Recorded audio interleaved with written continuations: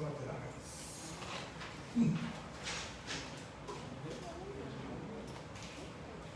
Glória a Deus. Hoje termina esse livro, né? E vamos começar na próxima semana, Apologética 2. Vocês vão ver as várias formas de mudar o evangelho que está acontecendo no mundo, e vou vocês tomarem cuidado, né? De não deixar se levar por situações como essa. Okay?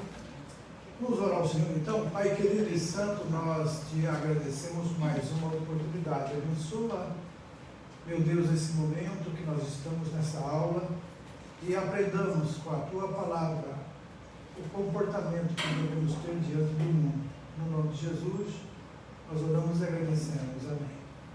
Bom, amados, nós estamos tendo na terça-feira o estudo também sobre 1 e 2 Coríntios. E muitas coisas que aqui já falamos, também na terça-feira se fala. Quem assiste ou pela internet ou vem aqui, terça-feira está sendo um pouco frequentada, muitas pessoas não vêm, mas estão perdendo de estar diante de um estudo que está trazendo um despertamento com relação a como devemos nos comportar diante do mundo e a gente identificar onde a gente está falhando, né, na nossa vida cristã. Então é muito importante, mas hoje vai falar um pouco sobre isso também, a separação, né, que deve haver entre os que servem a Deus e não servem, o crente e o mundo, tomar cuidado com a influência mundana na nossa vida e também como Paulo fala sobre o chamado dele. Vamos falar sobre as motivações do ministério de Paulo. O texto primeiro, o ministério apostólico, né? Lá em 2 Coríntios capítulo 4. Desculpa, eu peguei o livro errado. A conduta do ministério. Estava no capítulo 8, na lição 20. Esqueci, cara assim. Eu também. Ok. 2 Coríntios capítulo 6, de 1 a 13. O que eu vou sugerir a vocês, que sempre vocês leiam esses, primeiro antes de estudar, leiam na Bíblia o texto bíblico que ele fala. Leia só até onde ele mostra aqui, 6, de 1 a 13. Depois você vai passar por outro texto e você lê aquilo que ele manda ler, porque aí você já lendo, na hora que começa a estudar, você já vai lembrar o que você leu, ajuda você a entender. Okay? Então, no capítulo 6 dessa epístola, nós temos o começo de uma série de exortações aos coríntios, e Paulo continua defendendo o seu ministério dos seus inimigos. Por quê? Vocês lembram que nós falamos que muitos acusavam Paulo de não ser realmente um apóstolo, e que ele iria lá em Coríntios, mas não levava carta de apresentação. Então foi dito, ele falou, vocês são a minha carta, né? Porque foi Paulo que fundou a igreja de Coríntios, então aqueles crentes, muitos crentes ali estavam, foi Paulo que tinha ganho para Jesus, tinha pregado esse. Então, por que eu preciso me apresentar para alguém que eu evangelizei, que eu, então, a carta, ele falou assim, a minha carta é vocês, né? A vida de vocês é a minha carta de apresentação. E nesse capítulo ele dirige-se aos seus amigos em Corinto e mostra-lhes como podem defendê-lo as falsas acusações dos seus oponentes. Começa com um apelo para o exame de suas próprias vidas, da sua própria conduta no ministério. E o tema central desses 13 primeiros versículos é a graça e como ela opera na vida e também na obra de Paulo. Ele fala sobre o perigo de dissipar a graça de Deus. Então, o que Paulo exorta aos coríntios aqui? O que ele diz aí? Não recebais a graça de Deus.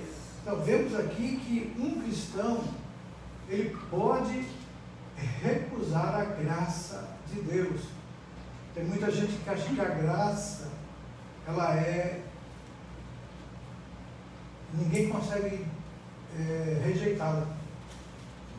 E é determinado. Então nós vamos estudar, inclusive, nessa próximo livro, Apologética, sobre essa doutrina calvinista, que fala sobre esse que aqui o livro Paulo defende, mas que o calvinismo diz que não, que ninguém consegue rejeitar a graça, mas nós vemos claramente que a graça pode ser sim rejeitada. Alguém que já está na igreja e depois abandonar a fé, isso é rejeitar a graça, não é? Bom, é possível alguém, depois de receber a graça de Deus, abandoná-la e, consequentemente, perdê-la. É erro grave e perigoso pensar que o homem nunca pode cair da graça depois de recebê-la, que a graça da salvação, uma vez recebida, ela pode depois ser abandonada, é uma realidade para Paulo. E destarde ele exorta os crentes coríntios a não anularem a obra de Deus em suas vidas. A graça de Deus em nós é definida como um desejo e o poder de fazermos a sua vontade. Vamos ler Filipenses 2,13? Abra aí. Paulo indica que ela se pode resistir e torná-la vã de duas formas. Então vamos ver Filipenses 2,13, o que está escrito aí. Pode ler. Pois é Deus quem efetua em vocês tanto querer quanto realizar, de acordo com a boa vontade dele. Então é Deus que efetua em nós o desejo. Então o que acontece? Eu tenho livre-arbítrio. Deus fala para mim, essa é a minha graça. Você recebe? Recebo. Mas daqui a pouco eu começo a... não é bem isso que eu queria. Então você pode rejeitar. Adiando a nossa resposta à graça que nos é concedida, Paulo cita lá em Isaías 49:8 e acrescenta: eis agora o dia da salvação. Então as pessoas, elas podem negligenciar a graça. Isso é, a graça é oferecida a quem? Ao mundo inteiro, a todas as pessoas do mundo. A graça não faz distinção, nem discrimina ninguém. Ela é oferecida dentro das prisões, ela é oferecida nos países de perseguição. A graça é oferecida a todos.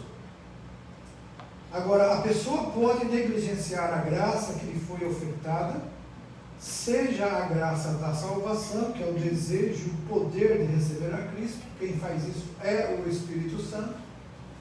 Ou a graça para a dedicação e obediência a Deus, que é o desejo, o poder de realizar a vontade de Deus. Então, quando uma pessoa já aceita Jesus, o Espírito Santo o convenceu. Ele descobre que precisa de um Salvador, que ele não consegue sozinho, então ele crê em Jesus como seu resgatador, o seu Salvador. Ele crê em Jesus como Filho de Deus, ele é salvo.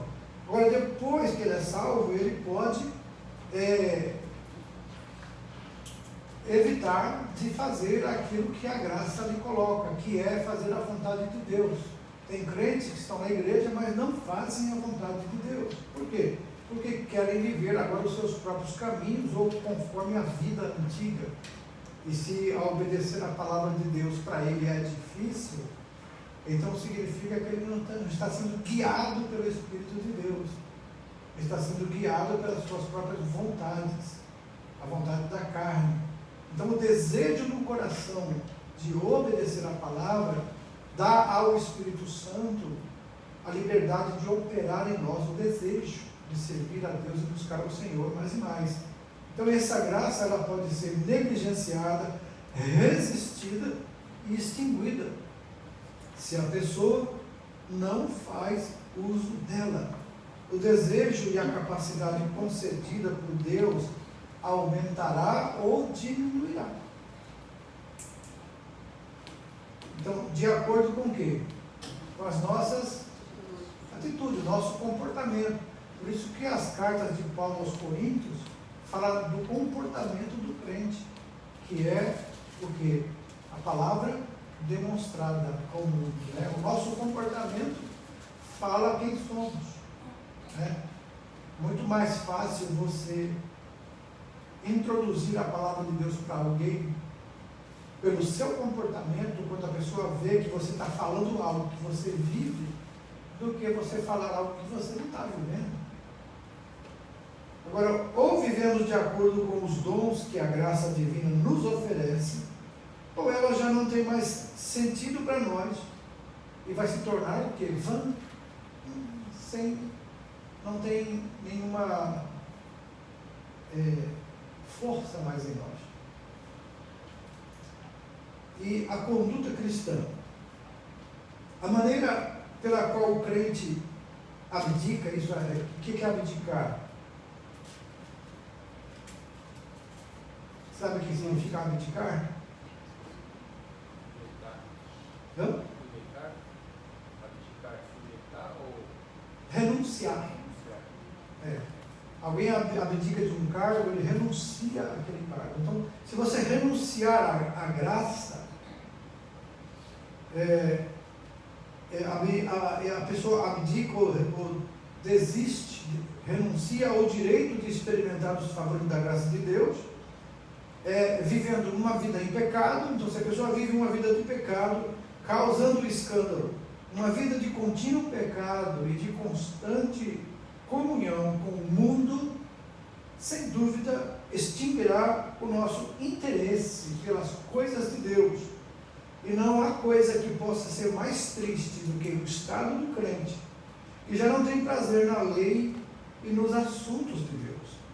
O Salmo 1 chama de feliz, né, que é bem-aventurado o homem, que não anda segundo o conselho dos ímpios, nem se coloca no caminho dos pecadores e se assenta na roda dos escarnecedores. Ele diz: antes, o prazer dele está na lei do Senhor, e na sua lei ele medita de dia e de noite. E fala da verdadeira prosperidade. Esse Salmo 1 é o Salmo da prosperidade.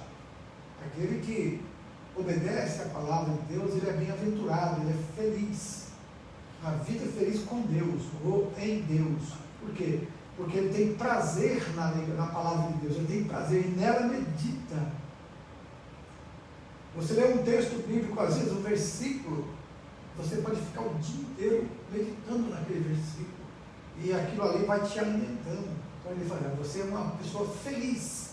Já quando a pessoa perde o interesse pela palavra, ele já nem lê a palavra, ele já nem abre a Bíblia. A Bíblia dele até tem um fato que as pessoas contam para ilustrar, que um pastor foi visitar uma irmã que fazia um tempinho que ela não ia na igreja, e ela estava assim, meia fraca na fé. O pastor então falou para ela: irmã, você não tem ido na igreja, o que está acontecendo? Ah, pastor, eu não tenho tido tempo, está muito atarefado, muitos problemas e tal. O pastor falou assim: então vou fazer o seguinte, você não tem lido a Bíblia? Não, não tenho lido, pastor. É que eu estou sem óculos, né? Então, sem óculos eu não consigo ler. Eu perdi meu óculos. Aí o pastor falou assim: então tá bom, irmão. Então faz o seguinte, pega a sua Bíblia e nós vamos ler junto aqui. Ela foi pegar a Bíblia, quando ela abriu, o óculos estava dentro da Bíblia. Então, assim, que até a Bíblia estava perdida na casa dela, porque o óculos estava lá dentro e ela não achava o óculos porque estava dentro da Bíblia. Se ela fosse ler a Bíblia, ela teria achado o óculos. Isso também tem um sentido que você pode imaginar. A Bíblia abre nossa visão, faz a gente enxergar o mundo melhor. As armadilhas que Satanás tenta todo dia nos pegar, quando você lê a Bíblia, a sua visão enxerga, você consegue enxergar espiritualmente as coisas. É uma aplicação também que se faz nesse exemplo, ok? Como a Bíblia abre nossa mente, não é verdade? Você começa a fazer o etade, você começa: meu Deus, eu nunca tinha pensado desse jeito. É isso mesmo. Então você começa a enxergar as coisas do jeito de Deus. Esse é o problema nosso. Nós enxergamos as coisas de acordo com o mundo. E se nós deixarmos de ler a Bíblia, vamos passar de novo a ser influenciados pelo sistema, que é muito forte o sistema. Ele está nas mídias, está nas redes sociais, é o sistema. E você acaba se envolvendo sentimentalmente, emocionalmente nisso e começa a... É verdade, sim, coloca aí, você vai colocar todo mundo xingando, você xinga também, né? Você fica um hater. O que é o hater? Aquele que odeia, né? Então tem muitos haters na internet, que eles provocam você para você brigar. Normalmente esses que colocam contra pastores, né? Eles colocam lá, pastor tal, tá vendo? Tá vendo esse negócio de pastor, esse negócio de igreja, olha aí, ó, tá vendo? Aí você vai ler, se você não está espiritualmente preparado, você fala, é isso mesmo aí, tem pastor, isso quer dinheiro, tem pastor que... Pronto, aí todo mundo está não sabendo ele que está entrando em condenação. Porque Romanos 13 deixa bem claro, quem se levanta contra a autoridade, está se levantando contra Deus, porque não existe autoridade que não tenha sido constituída por Deus. Aí a pessoa começa a sofrer, começa a ficar doente, começa a ter problemas na família, porque o diabo agora já está debaixo de maldição, porque está indo contra Deus, aí o diabo tem acesso, aí começa a influenciar na família, influenciar na vida profissional, nas finanças, e a pessoa fica desesperada, não sabe por quê. Por causa dessa falta de discernimento e porque deixou de comer da comida espiritual, o alimento para as nossas almas. Então, na verdade, quando o crente, ele renuncia essa graça, ele passa a ter comunhão com o mundo, ele acaba extinguindo os interesses pelas coisas de Deus, então isso é uma coisa triste. Por quê? Porque não tem prazer na lei do Senhor mais, não medita mais nela, então isso vai levar ao pecado. A graça de Deus no ministério e na vida cristã. Em seguida, depois disso, Paulo pede aos coríntios que examine a vida dele, do apóstolo. Olha a minha vida. Observe como a graça de Deus se manifesta no meu ministério, Paulo está dizendo para eles, né? Paulo acrescenta que não recebeu a graça de Deus em vão. Pelo contrário. O que ele disse? Não dando nós nenhum motivo de escândalo em coisa alguma, para que o ministério não seja censurado. Você sabe, irmãos, que cada um de nós crentes temos um ministério. Deus nos deu o ministério da reconciliação. Agora, não dando nenhum motivo de escândalo em coisa alguma. Para quê? Para que o ministério não seja censurado. Um crente censurado é um ministério que está sendo censurado. É muito importantíssimo. Agora, é lógico que você pode ser censurado só por você ser crente, isso é outra coisa. Mas se você não está dando motivo para escândalo, aí você deve relevar isso como sofrer por amor a Cristo. Jesus disse que nós, se perseguiram a mim, perseguiram a vós. Se odiaram a mim, odiarão a vós. Mas se obedeceram a mim, também obedecerão a vós. Então a gente não tem que conviver com isso, ok? Então, na verdade, Paulo, ele não recebe a graça de Deus em vão, pelo contrário, não deu motivo para escândalo, para que o ministério não fosse censurado. E os versículos 3 a 13, o número de evidências da graça de Deus que Paulo cita como perante o ministério. Vamos lá. Primeiro, as lutas do apóstolo, quer dizer, o que ele enfrentava na sua jornada, no seu ministério. O apóstolo Paulo, ele queria viver de maneira que ninguém, em qualquer tempo, fosse escandalizado e impedido de se achegar ao Senhor pela sua maneira de agir. Veja que quando falamos de carne, de comer, se eu comendo carne escandalizo o meu irmão, eu não vou mais comer carne. Não por causa de mim, mas para não derrubar da fé. Olha, que ele estava disposto a renunciar a algo que não era pecaminoso, era um direito dele, mas ele renunciava em favor do irmão fraco na fé. Então ele fala, olha para minhas atitudes diante de vocês. Então é isso que ele queria que o povo observasse. Lutava por viver de uma forma irrepreensível. Provou ser um verdadeiro ministro de Deus no decorrer de todas as lutas que enfrentou. Foi fiel na muita paciência, nas aflições, nas privações, nas angústias, nos açoites, nas prisões, nos tumultos, nos trabalhos, nas vigílias, nos jejuns, na pureza, no saber, na longanimidade, na bondade, no Espírito Santo, no amor, na palavra da verdade, no poder de Deus e pelas armas da justiça. Então, essa leitura de 2 Coríntios 11, 23 a 28, ela mostra uma parte desse testemunho que Paulo dá. Interessante que no trecho depois ele diz, posto todas essas coisas lá em Efésios, naquele que me... Porque ele passou por muitas lutas, aflições, privações. Tudo que ele passou, ele diz, eu posso todas essas coisas naquele que me fortalece. Essa frase é usada para, muitas vezes, esse versículo, para dizer que a pessoa pode conquistar, pode ter, pode ficar rico, pode... Não, Paulo estava dizendo que ele podia passar por tudo aquilo porque Deus o fortalecia. Onde ele diz, posso todas as coisas naquele que me fortalece. Amém? Bom, agora a reputação que ele ganhou. Versículos 8 a 10, O ministério, ele será julgado pelo mundo e por Deus. Paulo apresenta uma série de oposições conflitantes sobre o ministério considerado do ponto de vista de Deus e do mundo. Então, segue-se uma paráfrase das suas palavras. Paráfrase é quando a pessoa fala com outras palavras o mesmo assunto. Então, ele pega o versículo e coloca em outras palavras aquele versículo. Isso é paráfrase, ok? Somos fiéis ao Senhor, sendo favorecidos ou desprezados, criticados ou recomendados pelo povo. Somos honestos, mas nos chamam de mentirosos. O mundo nos desconhece, mas somos conhecidos por Deus.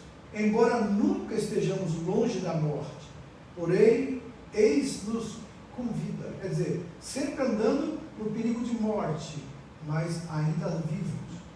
Fomos feridos, mas protegidos da morte. Nosso coração sente dores, mas ao mesmo tempo temos alegria no Senhor. Somos pobres, mas enriquecemos espiritualmente os outros. Não possuímos nada, porém desfrutamos de tudo. Isso que é a vida cristã de um obreiro fiel, alguém que está servindo ao Senhor não por interesses gananciosos, financeiros, mas por interesse de fazer a vontade e a obra de Deus na vocação que Deus deu. Isso, infelizmente, nem todos conseguem viver assim, pois para alguns, ministério e igreja, eles pensam como fonte de lucro, quando na verdade ministério, vocação, é chamados para renunciar até a si mesmo. E não pode ter amor ao dinheiro, não pode querer as coisas grandes deste mundo. O Senhor Jesus, ele mostrou isso. E o apóstolo Paulo, no final da vida dele, o que ele pediu para trazer? Ele tinha a capa e os pergaminhos, os livros dele. É isso que ele tinha. Mas ele tem o que no céu? O tesouro, a eternidade que revelará.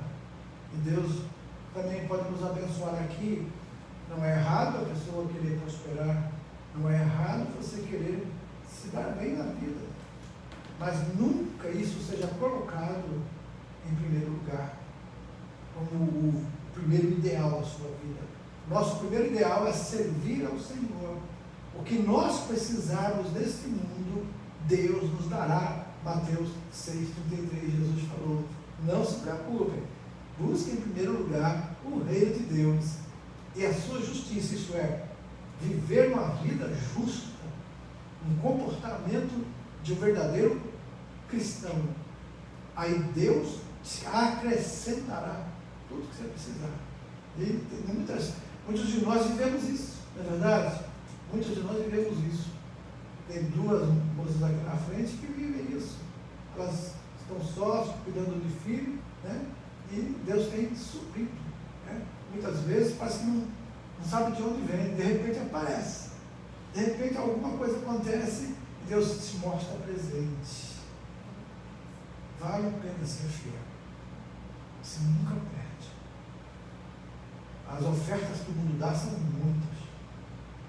De facilidades, de coisas que o mundo oferece para melhorar a sua vida. O diabo sempre mostra: vai ser mais fácil, vai ser melhor, você vai acabar esse problema. Só que você tem que pecar, você tem que sair da vontade de Deus. Aí o inimigo, quando te puxa da vontade de Deus, aí ele cerca você e começa a te judiar. Então, quem conhece ao Senhor, quem já passou por isso, não quer voltar mais para lá. Né?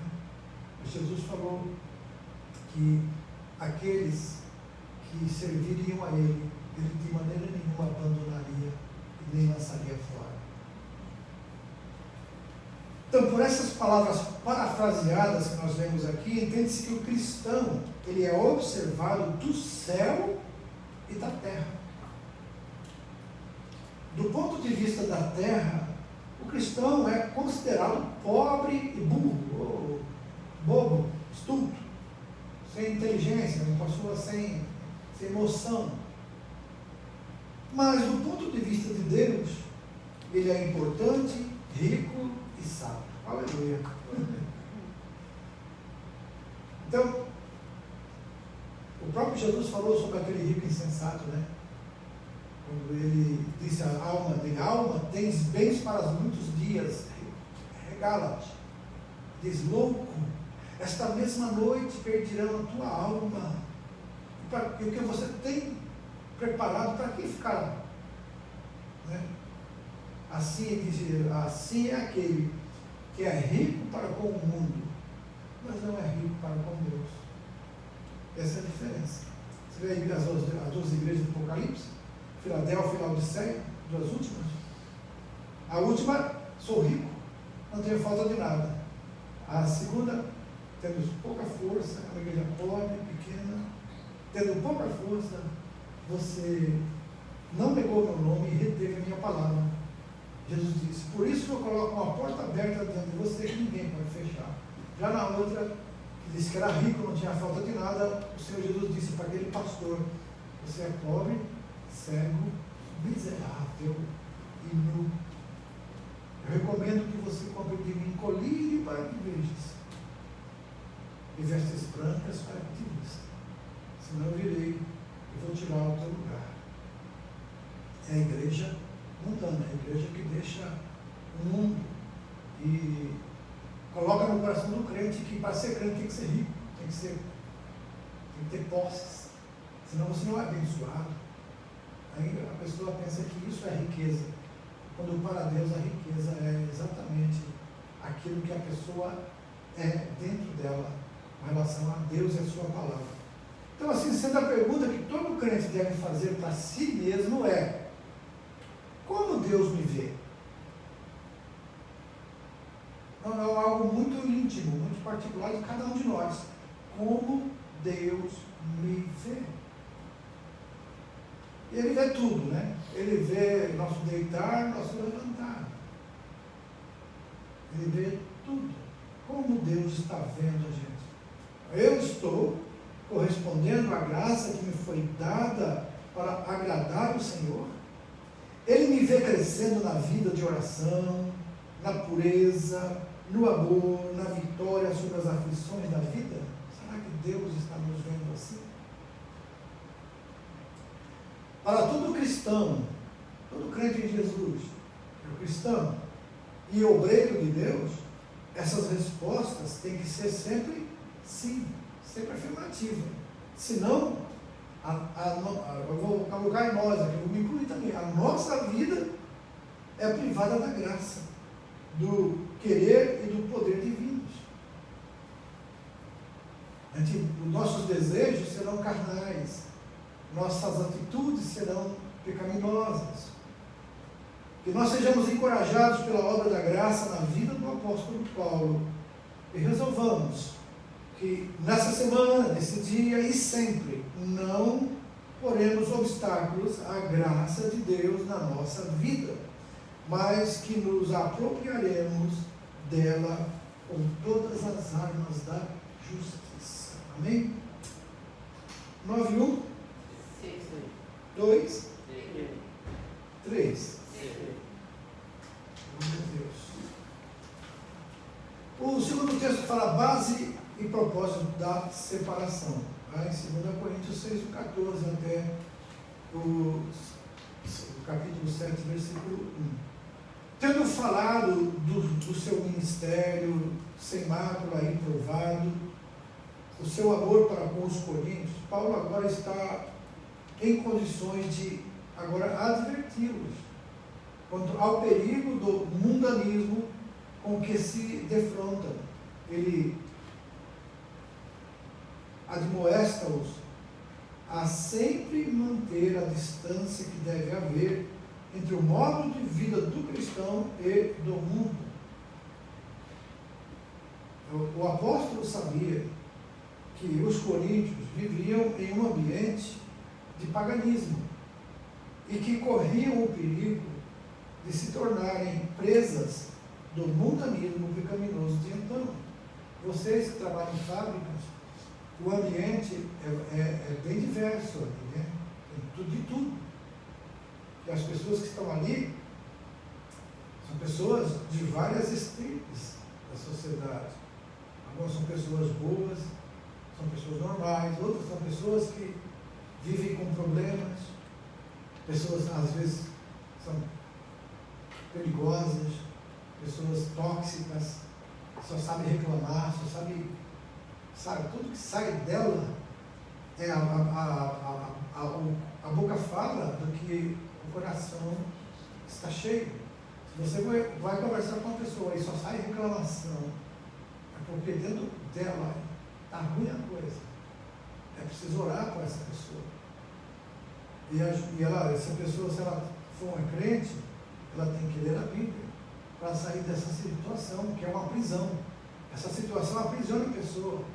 A alma fica como que dentro de uma jaula, a jaula do pessimismo, sabe? Da angústia, de não ver solução para nada, não consegue confiar em Deus, não consegue entender os planos de Deus quando permite situações na vida. Essa pessoa, quando abre a boca, só sabe reclamar. Então, na verdade, ela está revoltada com Deus, porque Deus não está abençoando a vida dela, porque Deus não está dando a ela uma vida feliz e alegre nesse mundo. Ora, nós já vimos que a pessoa feliz, no Salmo 1, ele descreve uma pessoa feliz, é verdade, não é?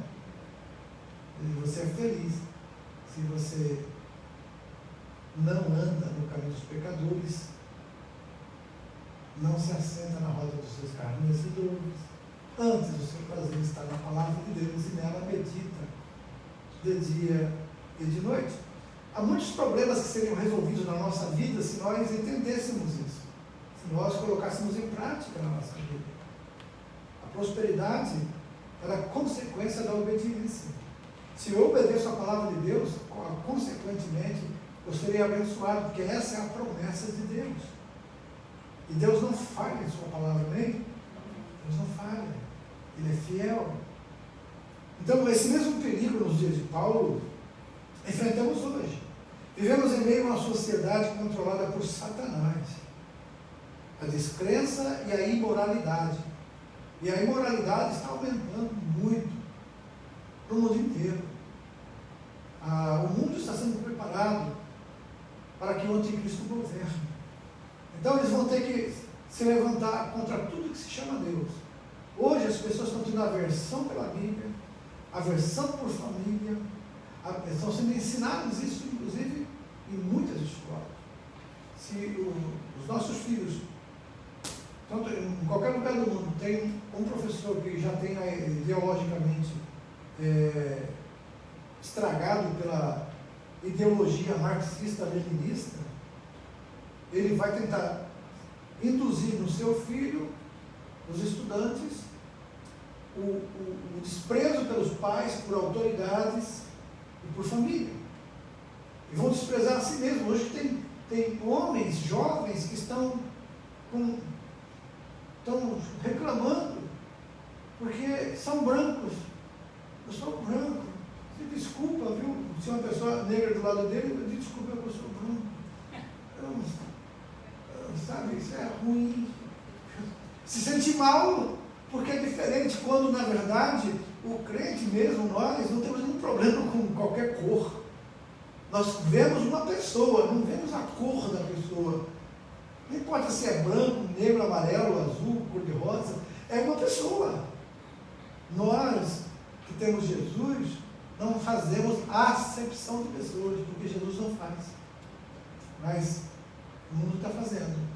E tenta jogar um contra o outro. E é isso que está acontecendo com muita gente revoltada da vida sem nada, né? Eu estou bravo com o quê? Eu não sei, eu estou bravo. Ele não sabe nem por que está, mas está bravo. Está revoltado. É por causa desses ensinamentos malignos, diabólicos, que saiu lá da mente de Satanás. Então, muitos, ao ouvirem sobre a separação do mundo, que é o crente se separar do mundo, mente fechada, farisaísmo, por isso não posso fazer isso. Que há demais? Muita gente faz assim, quem tem? Nada a ver. Eu sou livre, eu sou liberto por Cristo. Se eu sou liberto, posso fazer o que eu quero. Não, você foi liberto do poder do pecado. Não é liberto para libertinagem. E tem o liberto e tem o libertino. O libertino é aquele que acha que pode fazer tudo, que nada é pecado. E o liberto é aquele que é liberto do poder do pecado. Ele rejeita, ele passa a odiar as coisas erradas. Tudo que desagrada a Deus, ele passa a odiar. O que significa?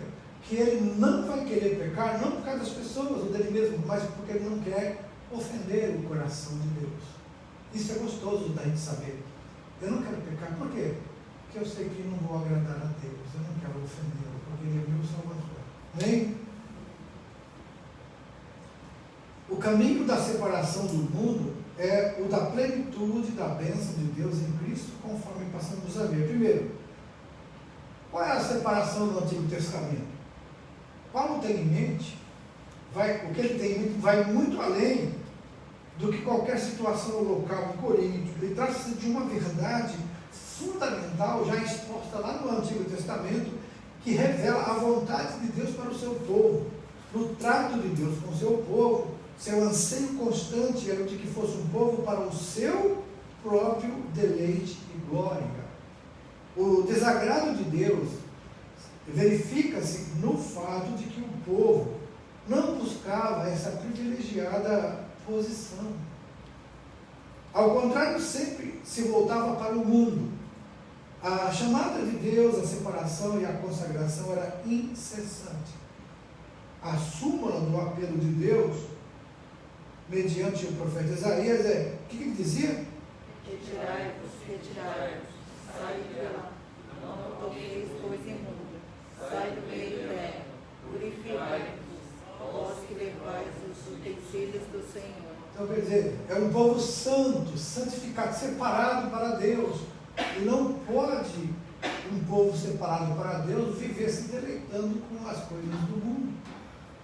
E os profetas assim chamavam para os exilados da Babilônia. Foi também a palavra de Deus a Salomão, enquanto este dedicava o tempo. Se o meu povo, que se chama pelo meu nome, se humilhar e orar, e me buscar, e se converter dos seus maus caminhos, então eu ouvirei dos céus, perdoarei os seus pecados e sararei a sua terra. Você vê que a obediência do povo de Deus à sua palavra abençoa a terra onde ele está. Sararei a sua terra. Uma terra, mas onde há muito o pecado domina na nação ou na cidade, a maldição está ali, até na terra, até nos frutos. E quando o povo se arrepende e volta-se para Deus, confessa os pecados e deixa, Deus então sara a terra, perdoa os pecados e sara a terra. E o propósito da separação? O mundo e suas coisas e seu espírito estão sob o controle de Satanás e sempre se opõem à natureza do Espírito de Deus. Satanás é o Deus deste mundo e opera através dele contra Cristo e a igreja. Quer saber por que o crente é perseguido nesse mundo? Está aí. Satanás domina o mundo, é o príncipe deste mundo. E as pessoas que estão sob o domínio dele, lógico que ele vai direcionar o ódio dele no coração da pessoa que ele controla contra nós, que somos crentes em Jesus. Então, se alguém fala que te odeia, nem sabe por quê, então essa é a razão. Agora, para nós, é indicado a orar por aquele que nos persegue, a abençoar, não a amaldiçoar. Veja como é invertido. Então, a separação que Deus requer abrange dois aspectos bem claros. Qual é o primeiro? A preservação do seu povo. O que é preservar? É proteger, cuidar. Deus sabe que seu povo não lhe será fiel se permitir que o espírito do mundo permaneça na sua vida. O mundanismo é sutil e entra na vida gradativamente. A missionária Niélia, no sábado, deu hora, ela falou isso. Não acontece do dia para a noite o pecado. Ele vai sendo estimulado a você, devagarzinho. Uma coisinha aqui, uma coisinha aqui. E daqui a pouco você vai perdendo a vontade de ler a Bíblia e vai se voltando para os prazeres da carne, para o mundanismo. Quando você perceber, lá na frente, daqui a um tempo, você olha para trás e fala assim, nossa, meu Deus, preciso voltar ao primeiro amor. Né? Tiago 4,4 diz o que? Vamos ver. Tiago 4,4. O primeiro lugar que vem é a amizade com o mundo. Quando eu falo amizade com o mundo, não é que você não deve ter amigos, pessoas que não são cristãos ou crentes. Não, não é isso. Amizade com o mundo é diferente, é você concordar com o que eles fazem e fazer também. Mas ter pessoas que não são crentes e você ter amizade com elas, isso a Bíblia não proíbe, ao contrário, a Bíblia estimula para que você também possa atraí-los para Jesus. Amém? Não entendam errado. 4,4, lê para favor.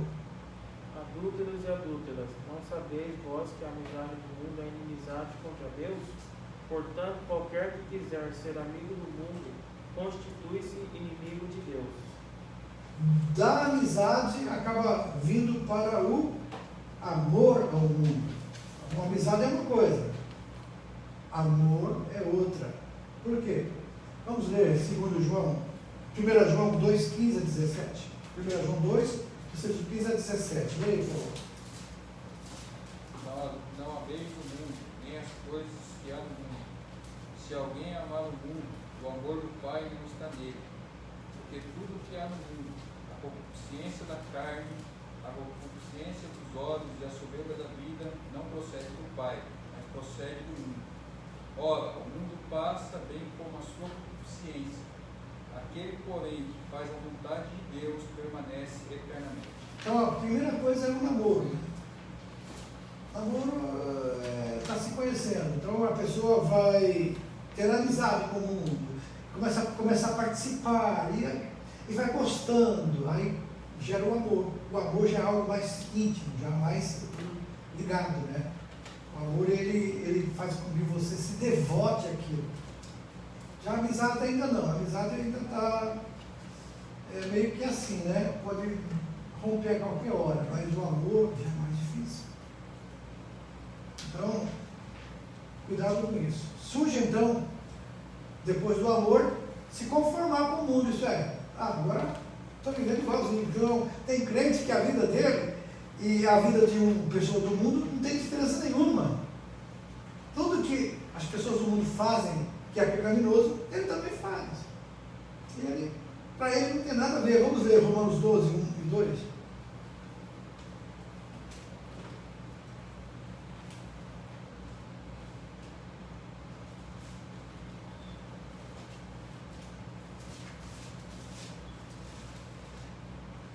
Pode ler.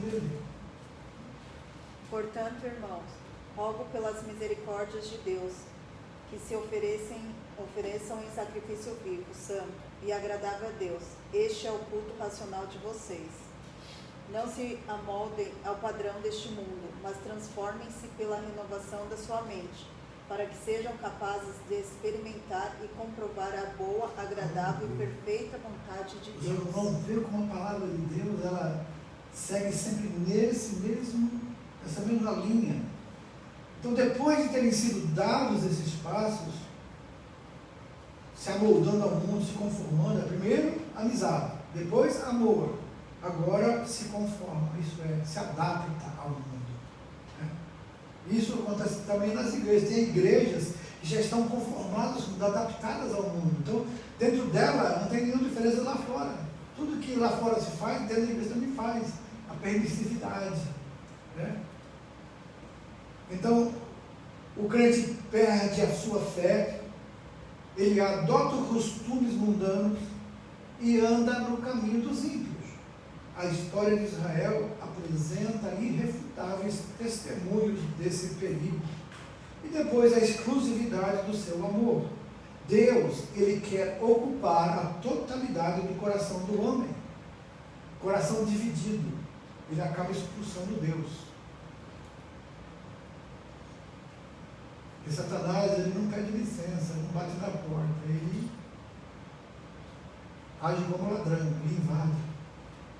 Se a gente ir deixando, ele vai invadir. Então, através da pessoa de Jesus Cristo, Deus nos deu tudo e não aceitará menos do que tudo em troca. Seu amor não aceita rival. Isso é, não aceita amante do mundo. Somos povo exclusivo de Deus. Esse amor é ilustrado em algumas passagens do Antigo Testamento como diz? Diz o Senhor: Eu sou vosso esposo. Então aqui Deus trata como um marido que não quer dividir sua esposa com ninguém. Nós somos de Cristo. Ele não nos divide com ninguém, nada.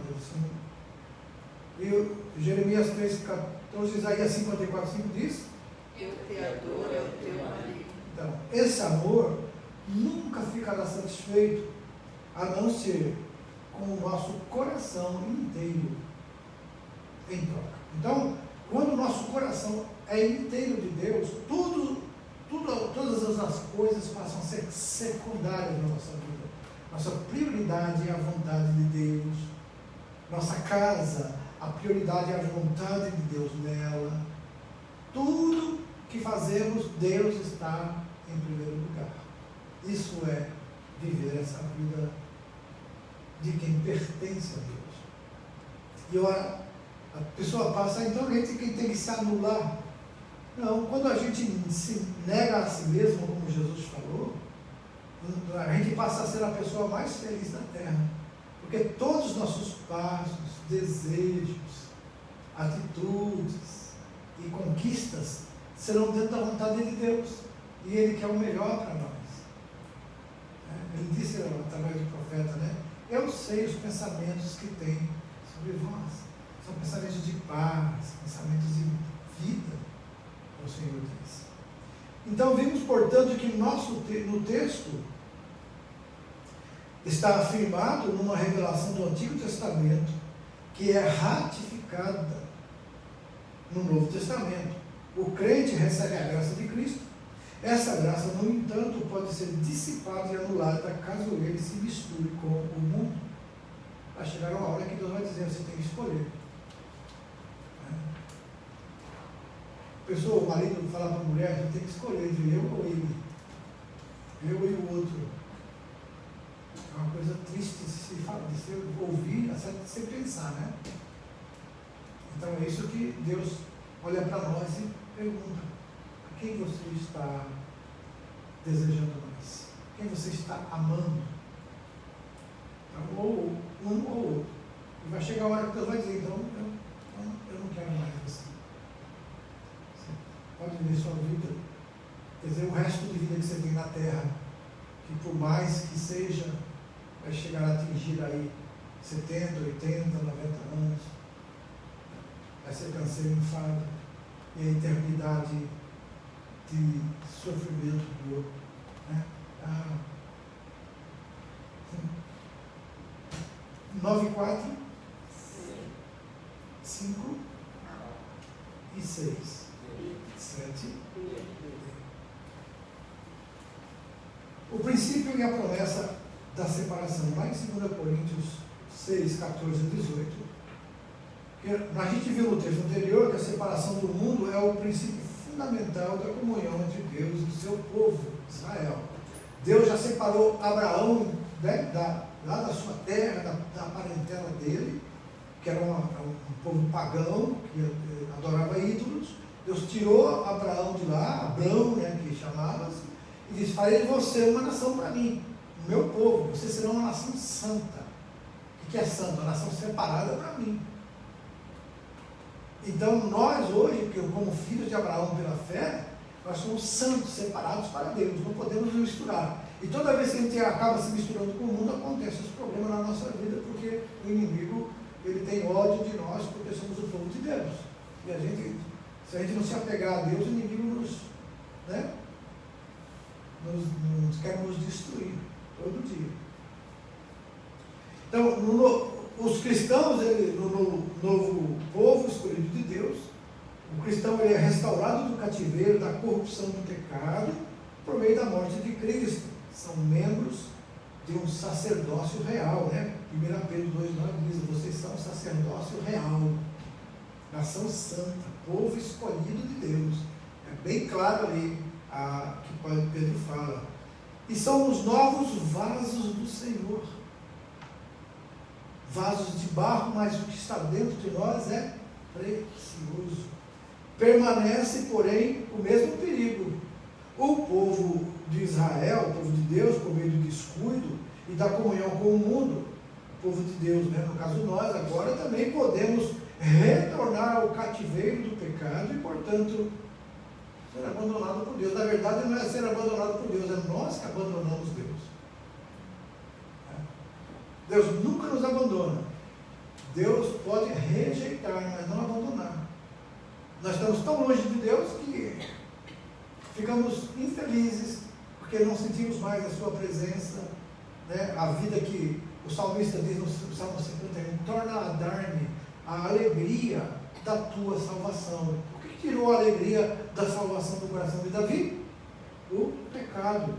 Ele cometeu um pecado muito grave, e isso tirou a alegria do coração dele. Um crente que se afasta de Deus, ele perde a alegria de viver, a alegria da vida espiritual. Ele não tem mais aquela presença, aquela tranquilidade, aquela paz que o mundo não tem. Então,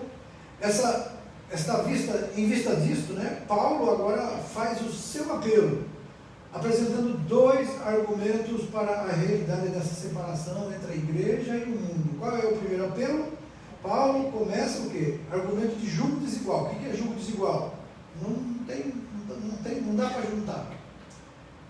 Paulo começa exortando os coríntios. O que ele diz? Não julgo desigual com os incrédulos. Ele apresenta o quadro de um crente e um descrente, colocados juntos debaixo do mesmo jugo. A natureza dos dois é diferente. Logo, unir os dois é uma contradição. O jugo é aquele, chama canga também, né? Põe os bois, né? Então, se você andar junto com uma pessoa que não é crente, o que vai acontecer? O jugo é desigual.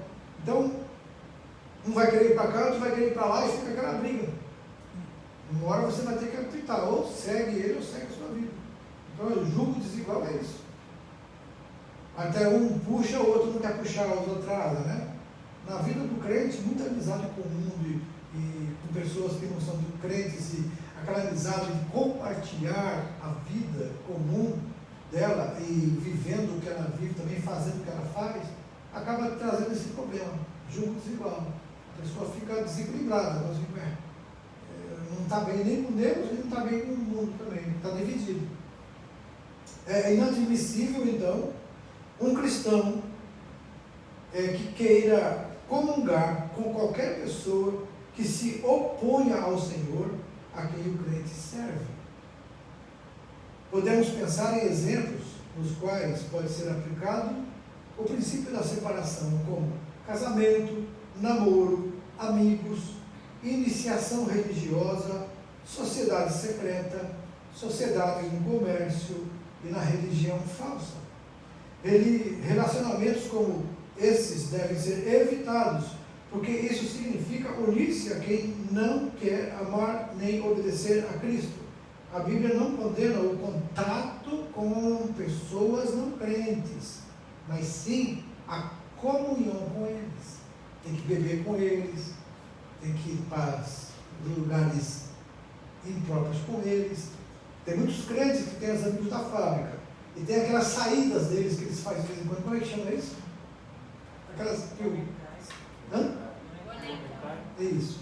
Aí vai, aí lá tem bebida, lá tem muita coisa que para a vida do crente não é salutar. Então a gente vai ter que ir lá, mas não vai poder beber, não vai poder fumar, não vai poder ficar assim, né? E aí fica deslocado. E tem muito crente que vai e acaba bebendo, e acaba, por quê? Não, tem que ser igual. Aí que está, que a Bíblia condena isso. E pessoas que vivem assim acabam ficando em dúvida, né? Cocheando entre dois pensamentos. Paulo faz 5 indagações que merecem nossa consideração. Primeiro, o que ele diz aí? Porquanto que sociedade pode haver entre a justiça e a iniquidade? Então, literalmente é ilegalidade, não é legal, não é algo certo. Quando eu saí da Embraer, em 1997, eu saí para uma função. Eu tinha um amigo muito chegado que trabalhava comigo. E nós resolvemos abrir uma firma, termos a nossa liberdade financeira e sermos patrões. Abrimos então uma oficina mecânica e elétrica em sociedade. E nós saímos com a nossa... Conseguimos pedir para eles mandar a gente embora, a gente recebeu a indenização. Com aquele dinheiro nós alugamos o local, reformamos o local e fizemos uma oficina linda. Aí, o que aconteceu?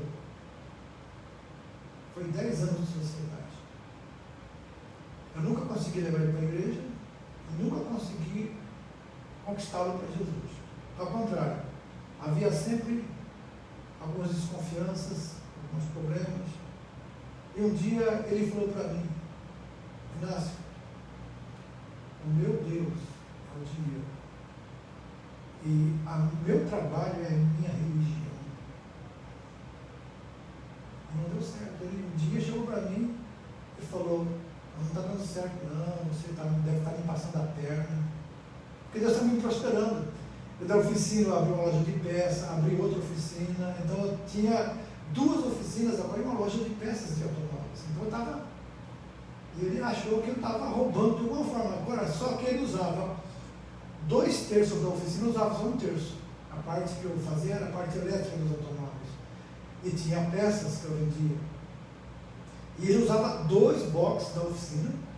Ficava trabalhando até 11 da noite, usando luz, água e tudo mais. E eu dividia toda a despesa. O aluguel era dividido, meio a meio, despesa de água, luz. Era separado a parte financeira.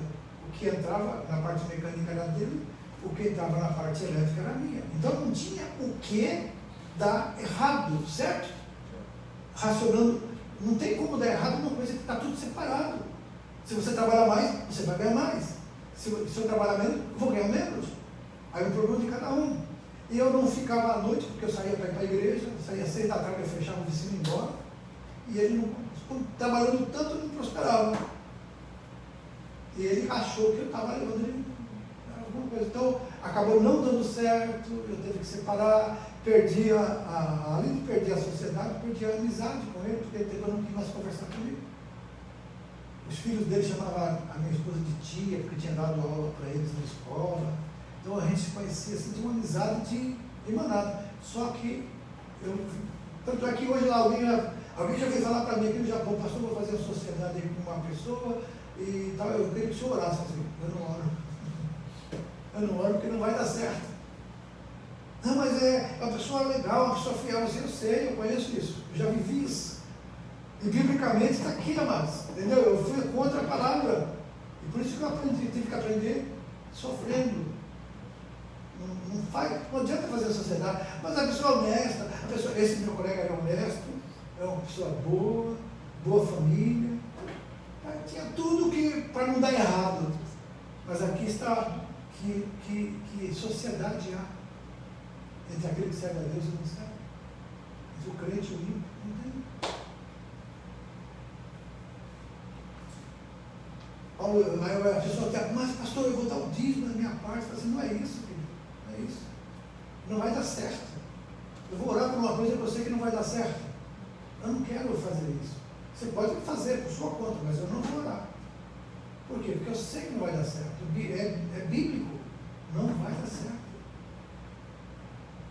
Ah, mas negócio, amizade à parte. Não, tá, vai bem. A hora que entra dinheiro no meio, até marido e mulher que não é sócio desconfiam do outro.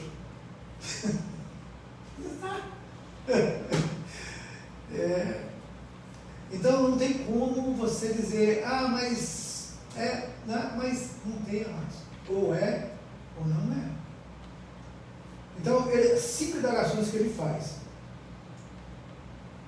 Segundo, que comunhão da luz com as trevas. Então, nada pode ser mais inconcebível do que a luz unir-se às trevas. O cristão querer permanecer fiel a Cristo e ao mesmo tempo ter comunhão com o mundo. E terceiro, que harmonia há entre Cristo e o maligno. Então Cristo veio à terra para salvar e o maligno veio para destruir. Ele sempre procura anular o propósito de Deus. O contraste, mais uma vez, é total. O que João 10,10 diz? Fala de novo. O ladrão veio para matar, roubar e destruir. Isso. Então, que união do crente com o...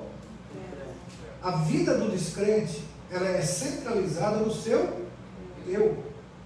A do crente é em Cristo, é cristocêntrico. Ok?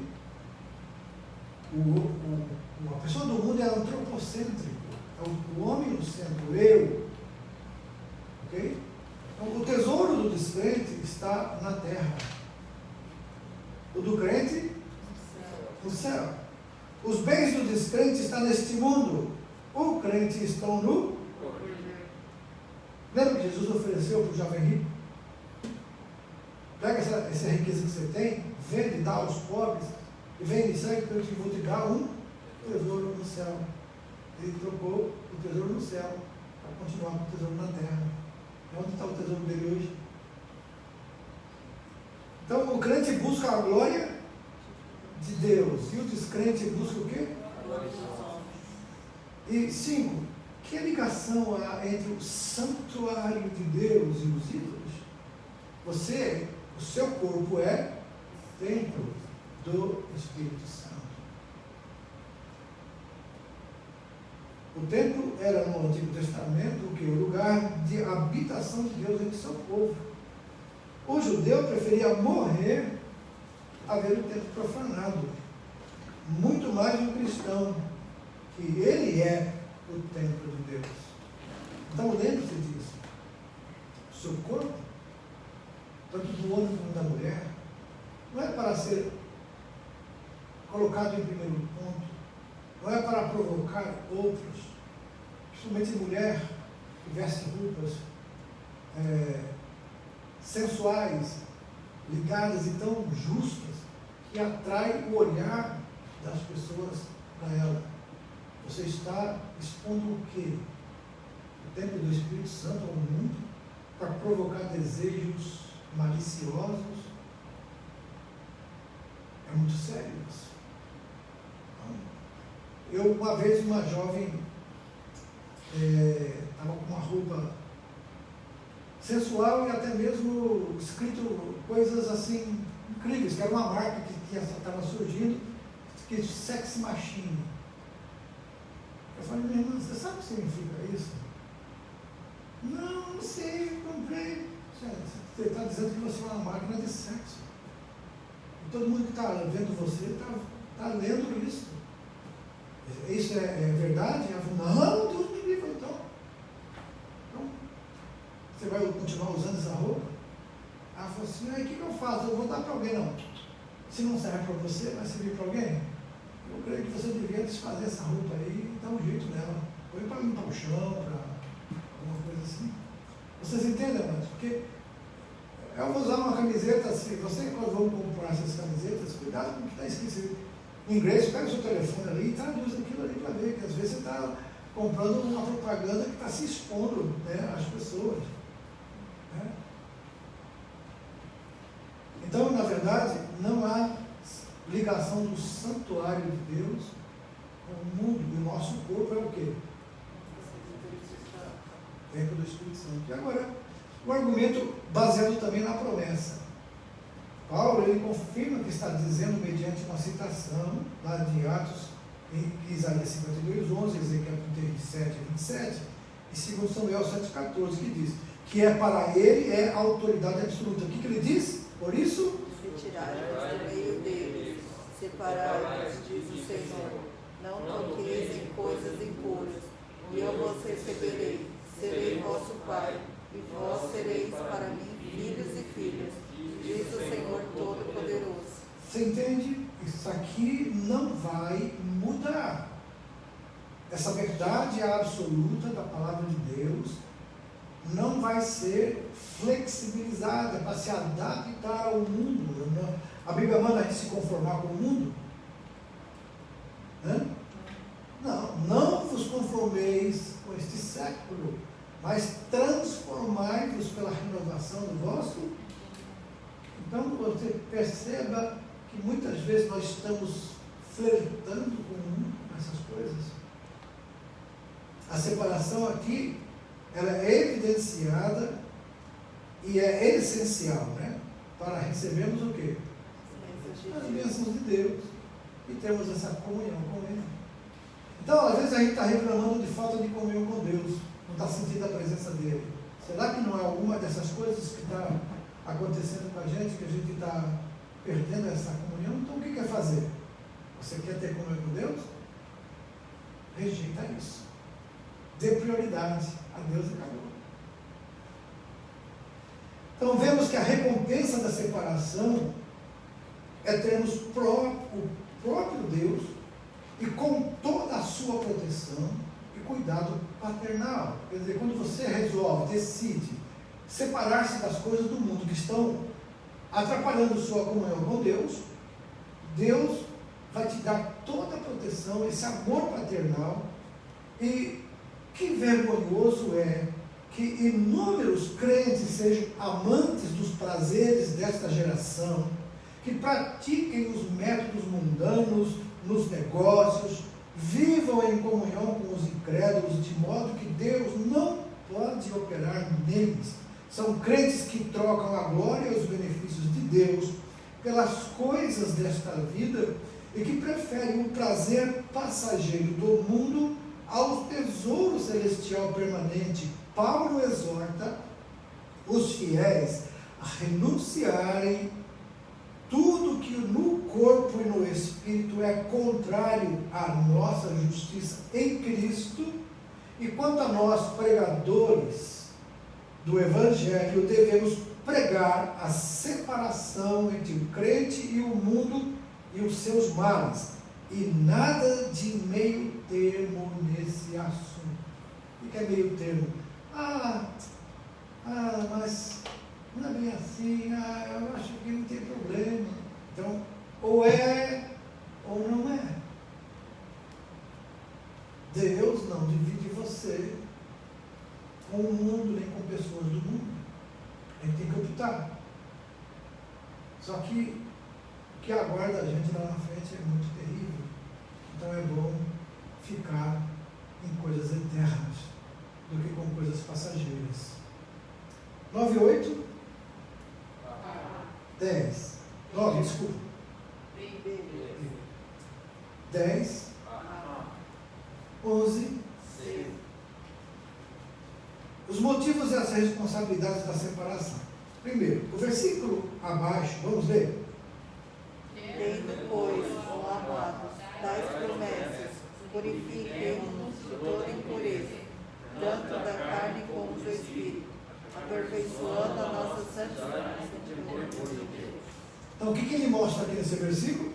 Que a separação bíblica do crente não envolve apenas o lado externo, humano, mas também o lado do espírito, né? Agora, dois motivos para a separação do crente. Ele diz, Paulo emprega um termo carinhoso, amados, demonstrando aos coríntios o seu amor por eles, e consequentemente lembrando-lhes do amor que lhe devem, como também ao Senhor. O cristão separa-se do mundo porque ama a Cristo, ok? Se nós o amamos, obedecemos os seus mandamentos e procuramos agradar-lhe em tudo quanto fazemos. O segundo motivo que Paulo apresenta é temor do Senhor. A mistura do crente com o mundo resulta em perda de galardão, de posição no céu e na presença de Deus. Amor e temor andam de mão dada. O amor é o lado positivo, o temor, o negativo. O amor motiva a pessoa a fazer aquilo que agrada a Deus. Já o temor leva a pessoa a não fazer o que desagrada a Deus.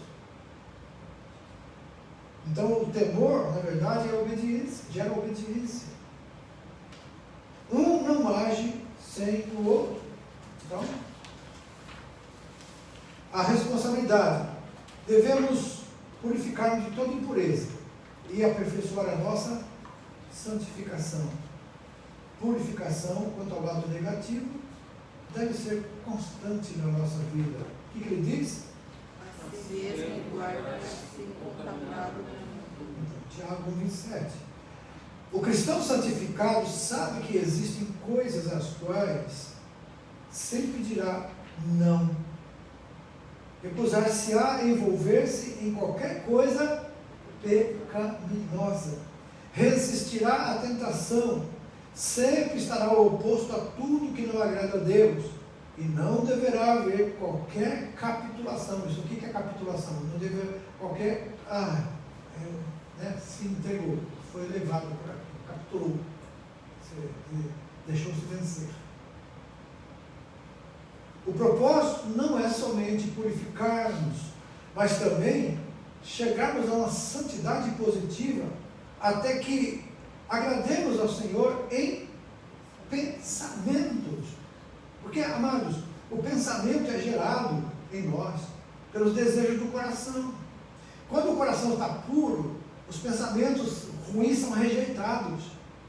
A gente não aceito isso, que isso? Não, Deus me livre, não quero isso na minha vida. Você entendeu? Já começa aqui a batalha espiritual.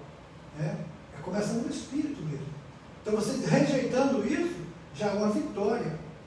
Desejos, atitudes e orações. À medida que nos separamos do mundo, nos consagramos a Deus, Ele aperfeiçoa a santidade em nós. 2 tipos de pecado.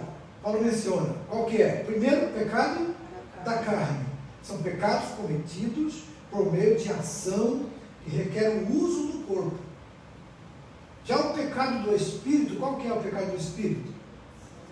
Ideias, filosofias, doutrinas e atitudes falsas. Essas atitudes falsas são os piores do que os primeiros. Quase sempre não são reconhecidos como pecado. Por isso, são mais difíceis de ser purificados. Por quê?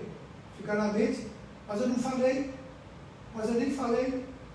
Mas o pecado começa onde?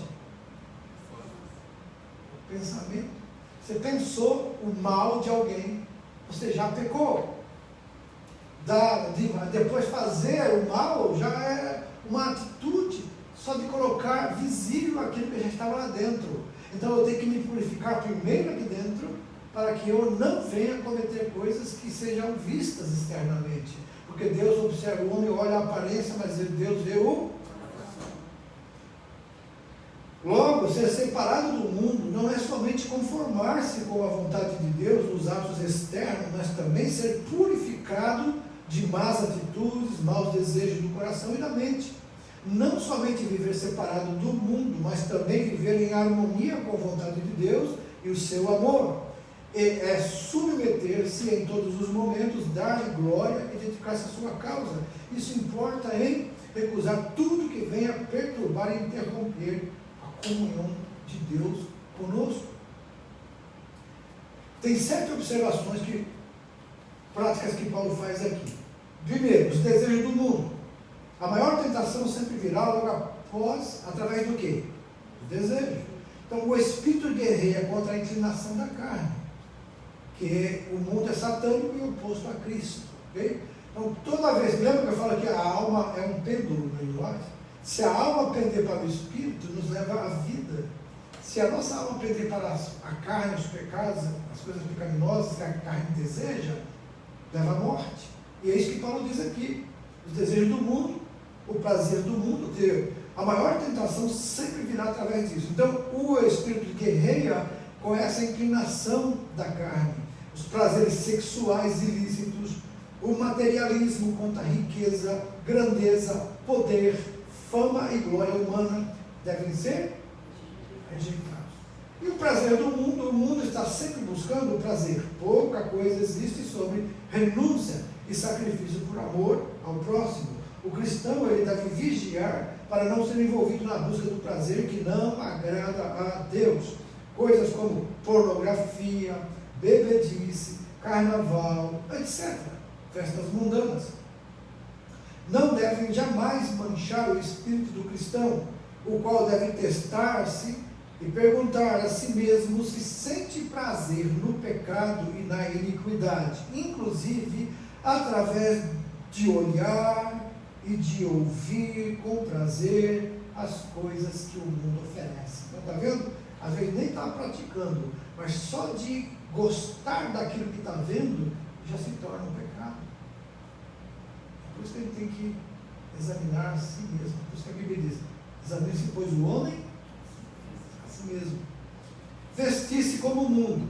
O mundo não se veste a fim de agradar a Deus, mas de quê? Somente a si mesmo. E aqui podia acrescentar, e aos outros que estão vendo, né? Já que o prazer é imoral e tão admirado, copiado e promovido, normalmente o povo do mundo se veste para quê? Atrair atenção e interesse para o seu próprio corpo.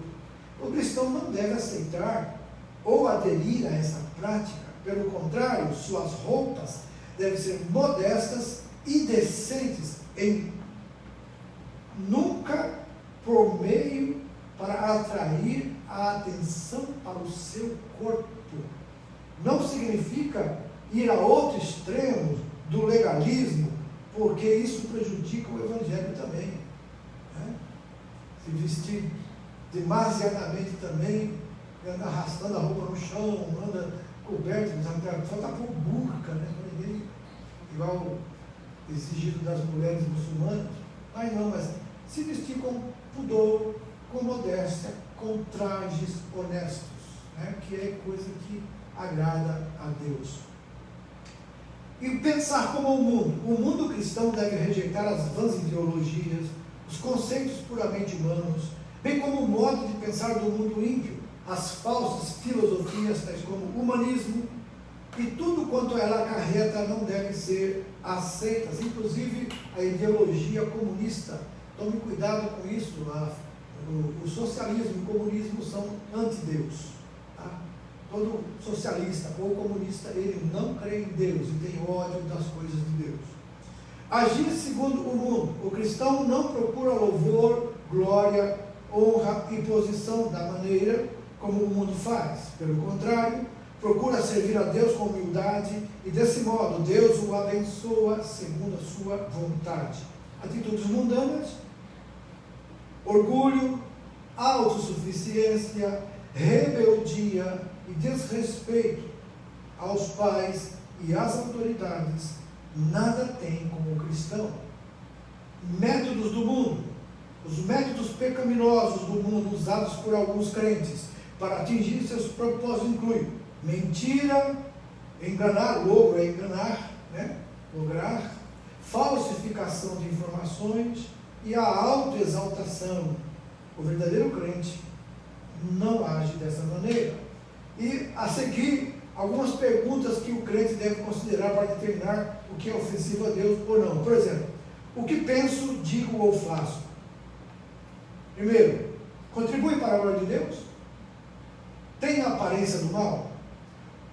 Pode fazer um cristão cair? Dificulta a minha vida de oração? Contribui para paralisar meu apetite pelas coisas espirituais? Intranquiliza a minha consciência? Isso eu estou fazendo, não sei, estou em dúvida. Se está em dúvida, mas não faça, porque a dúvida não é de Deus, lembra? É sim, sim? Não, não. A dúvida é no meio. Talvez, quem sabe, todavia, isso não é de Deus.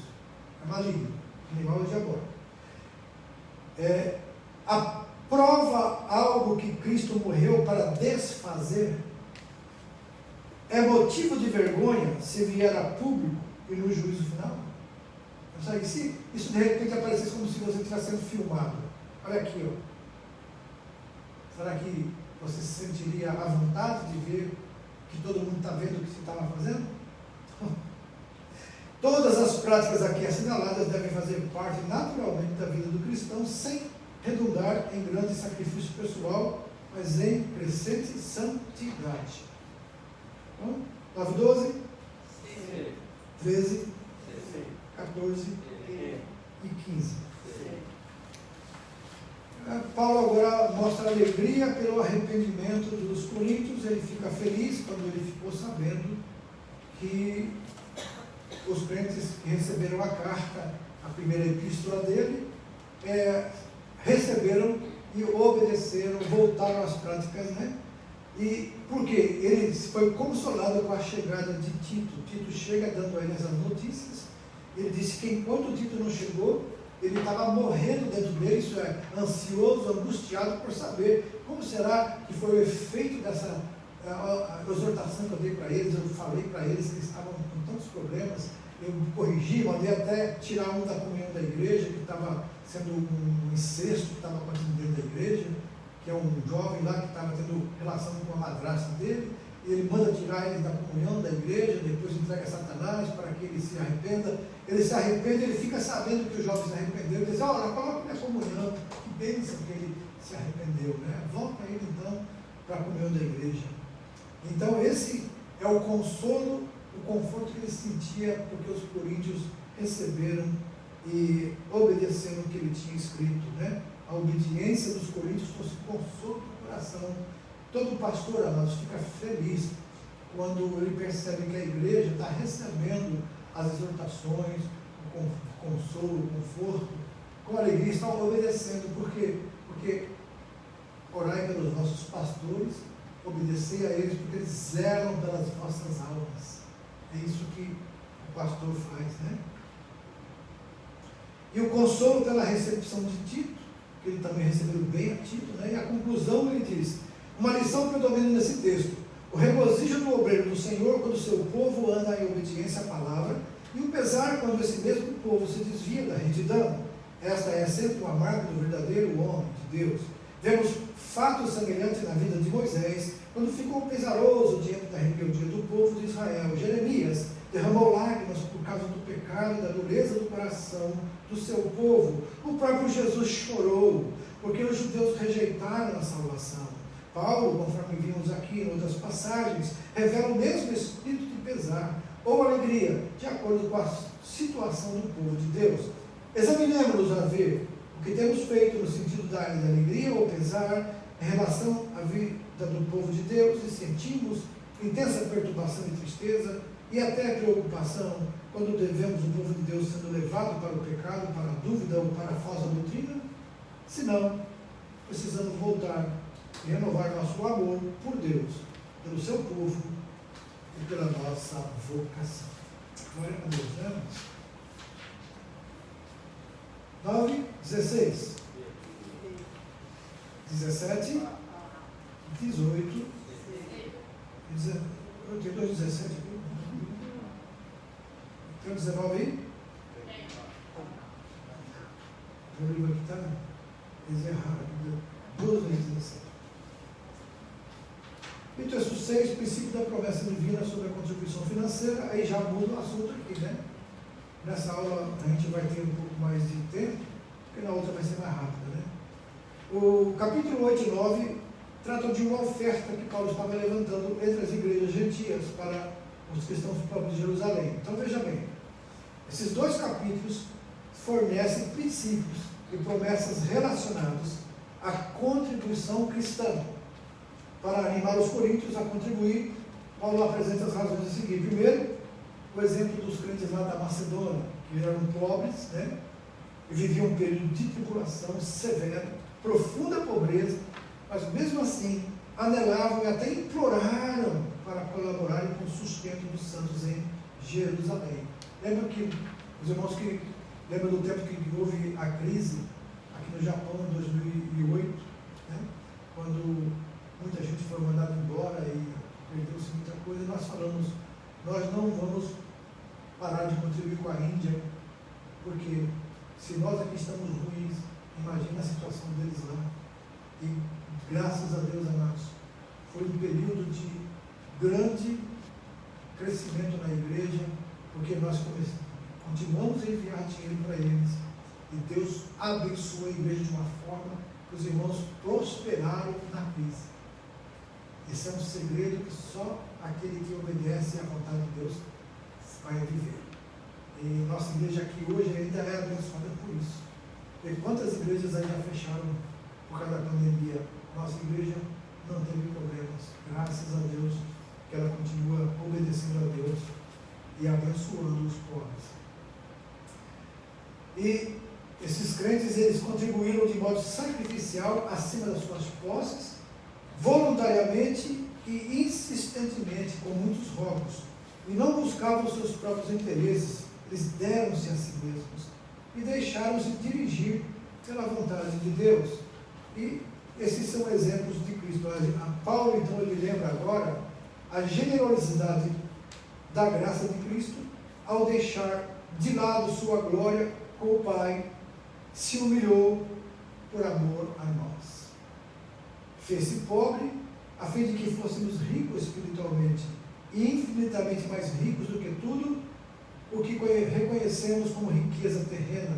Em resposta a esta graça, o cristão contribui de modo sacrificial para suprir a necessidade de outrem e a exigência da honra, preocupados em evitar que os coríntios e ele mesmo fossem envergonhados por deixarem de atender a necessidade no tempo devido. Paulo declara que o importante é a disposição em contribuir e não a quantia que vão dispor. Não está pedindo uma contribuição alta para os cristãos viverem luxuosamente, mas sim contribuição tal que permita o quê? Distribuição igual, né? De recursos para todos os destinatários. Então tem princípios envolvidos. Contribui de boa vontade e de acordo com o que tem. Contribui de maneira tal que o necessitado obtenha o essencial para viver. As ofertas devem ser aplicadas com cuidado e honestidade, de forma que ninguém possa desacreditar do ministério. A contribuição é a expressão da prova do nosso amor. É vergonhoso não contribuir. E a contribuição deve ser generosa e não avarenta. E a natureza e promessas da contribuição. Então, o que ele fala aqui?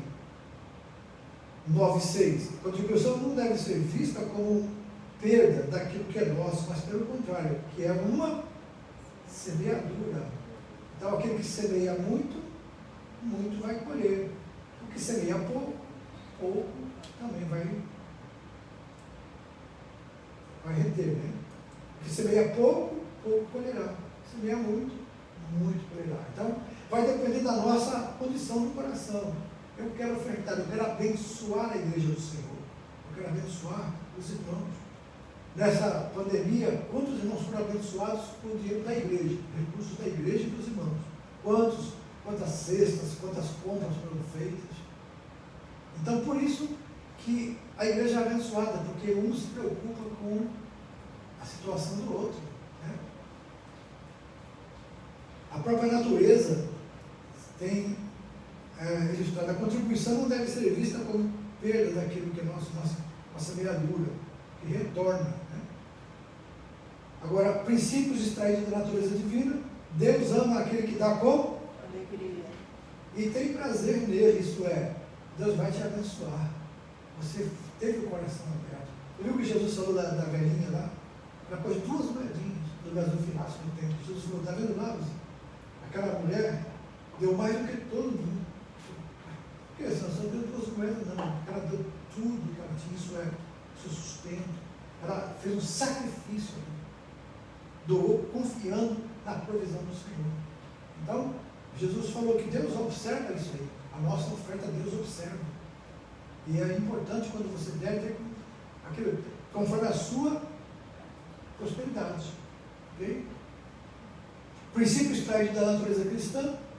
Vejamos algo mais nobre e generoso, Coríntios vista no amor, que revela um aspecto essencial da fé cristã. Enriquecimento cristão. Os coríntios serão enriquecidos em todas as coisas e de todas as maneiras. Isso é, tanto espiritual quanto material. Os irmãos aqui estão vendo quantos irmãos já compraram casa, são abençoados e não deixam de dar os dízimos, as ofertas ao Senhor para abençoar a igreja pagar suas dívidas, suas contas, e é uma compensação. Deus não deixa faltar nada, porque a promessa dele abençoa. E tudo que você fizer, dê com gratidão, nunca dê por obrigação, por imposição. É obrigado a dar, a gente é obrigado a dar o dízimo, é obrigado a dar oferta, não. Deus quer que seja gratidão. Obrigado, Senhor, por me abençoar. Se eu posso dar, é porque eu recebi. Amém? E quando você dá com alegria, Deus vai te abençoar mais ainda. A obediência também, lealdade e da obediência dos coríntios ao Evangelho de Cristo, a oração, né? E também o louvor, que Paulo louva agora. É interessante que ele louva a Deus pelo precioso dom que vai além do que se pode contar. Toda a contribuição segundo a vontade de Deus resulta em louvor a Deus. E podemos ver que pelos ensinos de hoje e 9, de 2 Coríntios, que Deus abençoa aquele que obedece a sua palavra no tocante à contribuição. E a bênção de Deus não é maior para aquele que dá mais dinheiro em comparação com aquele que dá menos. Se de fato este só pode contribuir com menos. Então muitas vezes, meu irmão falou para mim, vou colocar uma lata ali dentro do gasofilaço, que o crente de jogar a moeda vai fazer um barulho e ele vai ficar com vergonha. Eu falei, me desculpe, mas isso não está na Bíblia. Isso é contra a palavra. Cada um vai contribuir. Se eu tenho $1 para dar e eu vou dar ao Senhor, isso Deus aceita como uma oferta. Não é valor, não é quantidade. Eles não colocaram lá. Porque veja bem, mano, se eu vou constranger uma pessoa só porque não tem só moeda para ofertar, eu vou constrangê-la. Isso aí tem certas igrejas que faz. Se você tem fé para dar 100 mil, 120 mil, 500 mil, vem aqui. Se você não tem fé, dá 1.000 mesmo, dá 10 mil, dá 5 mil. Não tem fé, então dá só isso. Tem igrejas que fazem isso.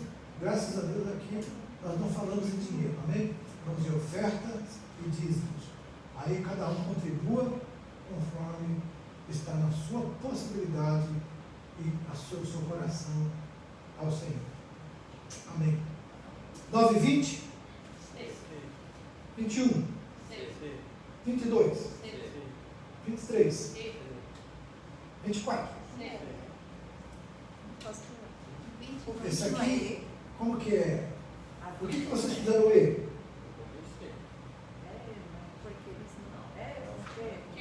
Porque eles Por quê? interesse. Porque eles tinham interesse na Eles tinham missão. interesse. Ainda desinteresse. Porque eles até imploravam, não é? Deve ser vista, não que eles queriam, deve ser vista como o quê? Uma semeadura que retornará. O que ele disse no versículo? Aquele que semeia muito, A a primeira. primeira, É. os crentes macedônios mostraram desinteresse em contribuir. Está errado. Eles até imploravam, né? É verdade, mas vocês falaram ele, falaram você? Ah, não. Pode corrigir aí. A 23 é ele também? É C, né? A 23 é C. A 23? É C porque é isso que ele falou, né? Só é aí errado a B, ok? Desculpa aí que eu não prestei atenção no C da primeira. 25, D. 26, D. 27, D. 28, A. 29, D. D. 30, D. D. Muito bem. Obrigado. Vamos para o break. 5 minutos e a gente volta para 40 minutos tem que terminar.